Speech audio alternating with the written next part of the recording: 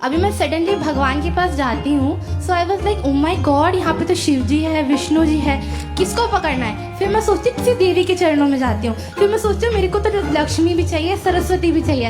इतनी सारी चैंटिंग है, इतना कुछ अवेलेबल है। तो फिर मेरे मन में प्रश्न उठता है, जब गौतम बुद्ध ने अपना घर छोड़ा तब वो भी जा सकते थे किसी देवी देवता के शरण में, चैंटिंग कर सकते थे। सो वो ध्यान की ओर गए। सो क्या हम ध्यान के द्वारा, मेडिटेशन के द्वारा ही हम ईश्वर तक पहुंच सकते हैं क्या? अगर मैं ये चैंटिंग्स और ये सब नहीं करूं तो कुछ हो सकता है? अच्छा,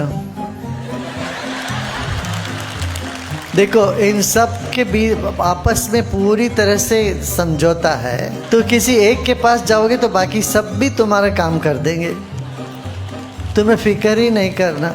समझ रहे ना? तो तुम सिर्फ ध्यान कर रहे हो, वो सही कर रहे हो, ध्यान करो। जब सरस्वती पूजा है तो सरस्वती मंत्र बोलो, सुनो, गाओ। जन्माष्टमी आते तो तब वो गाओ। जिसकी बारात है उसी की गुणगान होती है।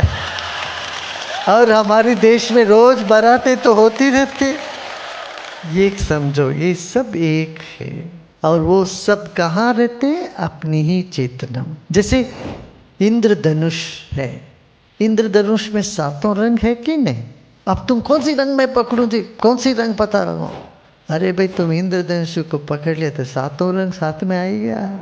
इसीलिए तुम अच्छे व्यक्ति हो, ये समझो, ध्यान करो। और ध्यान में सभी है। योग में क्या क्या, सभी देवताओं को अपने भीतर ही बिठा दिया। रुद्र पूजा में क्या कहते हैं? हमारे जिह्वा में सरस्वती रहे, हृदय में शिव रहे, हमारे मूलाधार चक्र में गणपति बैठ जाए। इस तरह से सभी देवताओं को अपने भीतर ही बिठा देते हैं। तो हमारे ये बड़ा फौज है भाई देवताओं के, सब फौज साथ में चलते हैं। तू चिंता मत कर।